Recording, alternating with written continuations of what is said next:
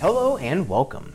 My name is Mark, this is Riffle Shuffle and Roll, and today we're going to be taking a look at a little game called Hanaya. If it's your first time visiting the channel, be sure to hit subscribe and the bell so you're notified about new games every week. Hanaya is my first foray into Hanafuda games. It is a game designed by Louis Mantia Jr. He is a card game designer who has designed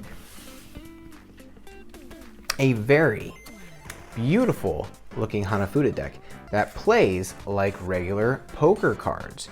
Now, where traditional Hanafuda cards are smaller, thicker stock, and a little harder for someone who has never played Hanafuda to get used to, these junior Hanafuda cards have suit symbols in the corner, making it really easy to get into Hanafuda games. So with all that said, let's dive in and learn how to play Hanaya. To set up for the game, the dealer will deal 5 cards to their opponent, then deal 5 cards face up to form the pond, then deal 5 cards to themselves. The rest of the cards are placed face down as a draw pile, and I'm going to refer to that as the stock. Opponents should not see each other's hands. The player opposite of the dealer gets to go first. On a player's turn, they may perform one of 3 actions. The first option is called adding. If a player chooses to add, they take a card from the pond, add it to their hand, and then immediately replenish the pond with 1 card from the stock. The pond will always have 5 cards. That completes their turn. Play then passes to the opposite player. The second action that a player can choose from is called swapping. When a player swaps, they can take any number of cards from the pond and then replace them with the same number of cards from their hand.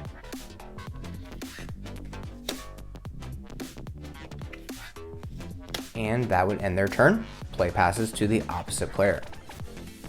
The third option that a player has is to capture. When a player captures, they must play either 2 or 4 cards of the same suit to the table. These will be played face up. Here the player has captured 2 of the November cards. That ends their turn. If you look here at the bottom of the screen, this player has 3 June cards. If they chose to capture this suit, they would have to lay 2 of them. You cannot lay 3. It's either 2 or all 4. So they would capture these 2 cards and end their turn. A player can never have more than 7 cards in their hand. So if a player begins their turn with 7 cards, they either have to swap or capture. Well, here the player has the rest of these. So they're going to go ahead and capture these 2 cards. That brings their hand size back down to 5, and they'll be good to go with all 3 options on their next turn.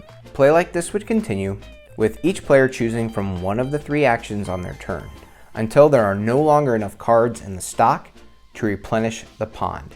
As soon as that happens, the round ends. Players only earn points for the cards they have captured. The cards in their hand are worth nothing. In this deck, there are not only 12 suits, but there are 4 card types. Again, these are very easy to keep clear for the players. There are flower cards, which all have sort of a clear framed background and flowers in the opposite corners. Then you have wishes. All wishes have a ribbon down the center and this confetti sort of look. Now there are 3 types of wish cards, which you'll see when we talk about scoring. And there are spirit cards, and these all have this sort of X design. And finally, there are light cards, which all look like rays of light coming from the center image. There are 2 main ways for players to earn points at the end of the round. First, each player totals up their base score, which is based on the types of cards they captured. Each flower card captured is worth 1 point. Each wish card is worth 5. Each spirit card is worth 10, and each light card is worth 20.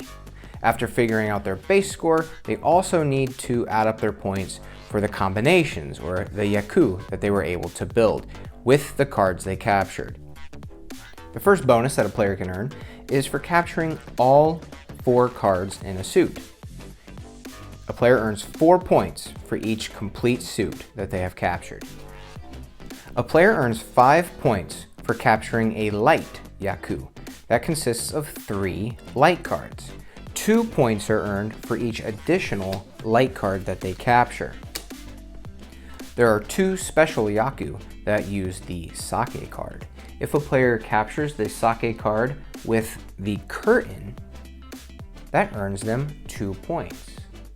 If they capture the sake card and are able to combine it with the moon, that also earns them 2 points. There is only 1 sake card in the deck, so be on the lookout for that card. And remember, you can create multiple combinations using the same card. Capturing the boar, the deer, and the butterflies gives the player the spirit yaku, and that will earn them 5 points. There are also 2 wish yakus. First, you have the poetry yaku. If you capture all 3 poetry wishes, you earn 5 points. And finally, you have the blue ribbon wish yaku. If you capture all 3 blue ribbons, you earn 5 bonus points. After you tally up your score, collect the cards, and deal out another hand. If you would like to play 3 rounds, that is referred to as a season, 6 rounds is a half year, and 12 rounds is a year. The player with the highest score at the end of the final round wins the game. And that's how to play Hanaya. As you can see, it's a pretty cool little fishing type game. Each player has 3 actions. You must choose one on your turn. You have to decide if you're going to hoard and protect cards in your hand. Are you going to capture cards and signal to your opponent what other cards you might be after? You not only have to be on the lookout for high scoring card types, but you also need to keep all the different yakus or the special combinations. You have to keep all those in mind and try to capture those or keep your opponent from capturing them as well.